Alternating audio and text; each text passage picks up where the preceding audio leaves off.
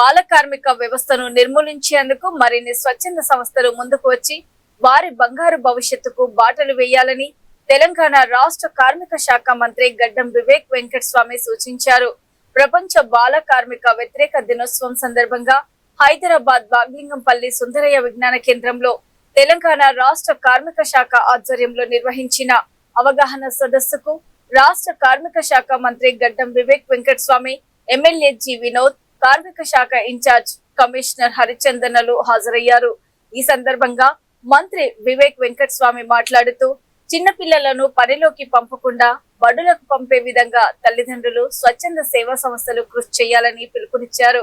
కార్మిక శాఖ అధికారులు బాల కార్మికుల వ్యవస్థను నిర్మూలించేందుకు చేస్తున్న కృషి అభినందనీయమని అన్నారు.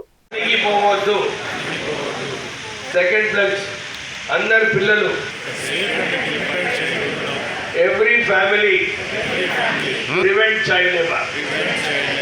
Every workplace and supply chain that you and your friends and your extended family do not engage in child labor. That is the first thing we should do after going back. Thank you very much.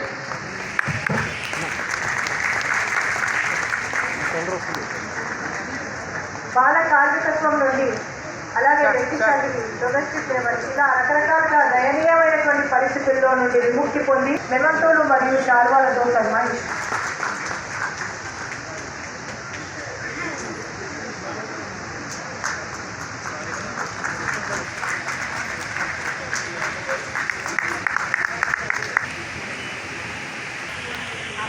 అందరికీ కూడా శుభాకాంక్షలు తెలియజేస్తున్నాం.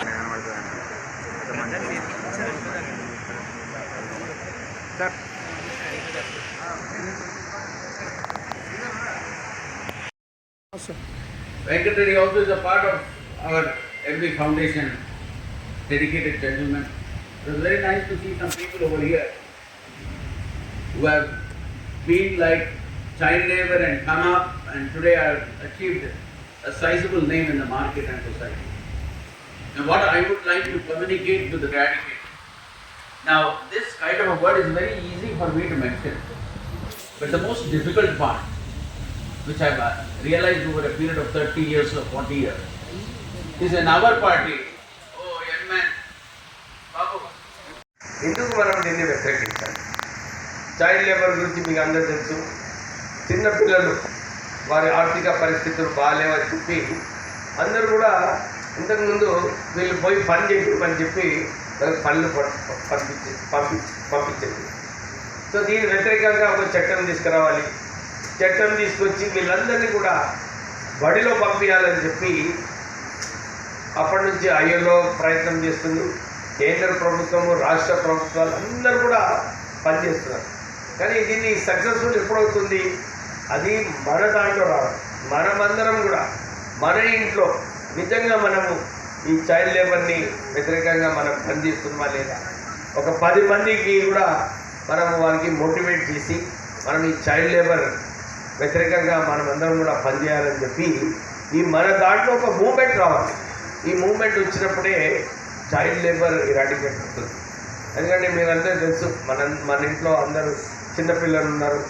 వారు అందరికీ ఒక సంతోషం కల్పిస్తారు పిల్లలు వారి బిహేవియర్తో.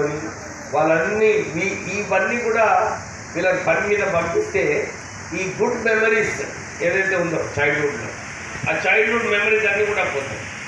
అందరూ ఒక విషయం గమనించాలి, చిన్నగా ఉన్నప్పుడే ఆ భవిష్యత్తు ఏదైతే ఉందో ఆ పిల్లవాడిని ఆ చిన్నగా ఉన్నప్పుడే ఫామ్ అవుతుంది. సో వారికి ఈ మంచి మనం వ్యవహారం ఏదైతే చేయాలో స్కూల్లో పంపించడము. ఎందుకంటే బాబాసాహెబ్ అంబేద్కర్ గారు అన్నారు, మంచిగా చదువు ఉన్నప్పుడే మనం ఎదుగొచ్చని. ఈరోజు చాలా సంతోషం అనిపించింది. 2 చైల్డ్ లేబర్ యాక్టివిస్ట్స్ ఎవరైతే ఉన్నారో, చైల్డ్ లేబర్లో ఉన్న తర్వాత వాళ్ళు వచ్చి మంచి ఉద్యోగం చేసుకుంటున్నారంటే అదొక నిదర్శనం అన్నమాట అందరికీ. మనం కూడా ఎందుకు కావద్దు, మనం కూడా మంచిగా చదువుకొని పైకి రావాలి. సో ఈ ఆలోచనతోనే ప్రభుత్వం పనిచేస్తుంది. Labour department responsibility child labour eradicate చేయాలి. మా అన్నగారు చెప్పినట్టు సోషల్ మీడియాలో ఇంకెక్కువ అవగాహన కల్పించాలి. అవగాహన కల్పించినప్పుడే అందరూ కూడా అనుకుంటారు, అరే నిజంగానే చైల్డ్ లేబర్ మనము ఎంగేజ్ చేయొద్దు, మనం ఎంగేజ్ చేయకుంటే బాగుంటుందని చెప్పి ఈ సోషల్ మీడియాలో కూడా అందరూ ఇప్పుడు దాంట్లో ప్రభుత్వం సోషల్ మీడియాలో ఉండలేదు. మీరు కూడా మంత్రి వారిని నేను కోరుతున్నాను. ఎందుకంటే it's not a single department effort.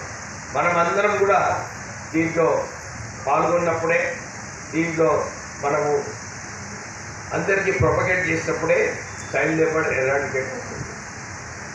అందరూ కూడా ఒక విషయం గమనించారు, మన రాష్ట్ర ప్రభుత్వం ఇప్పుడే చెప్పారు సెక్రటరీ గారు, ఈ అడ్వాన్స్ టెక్నాలజీ సెంటర్స్ ఎందుకు స్థాపిస్తున్నాం.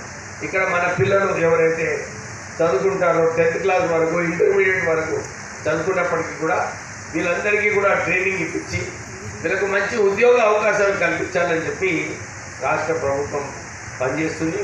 సో ఈరోజు కూడా మేము ఒక జర్మన్ లాంగ్వేజ్ ట్రైనింగ్ సెంటర్కి పోయినాము, అక్కడ మోటివేట్ చేస్తున్నాం.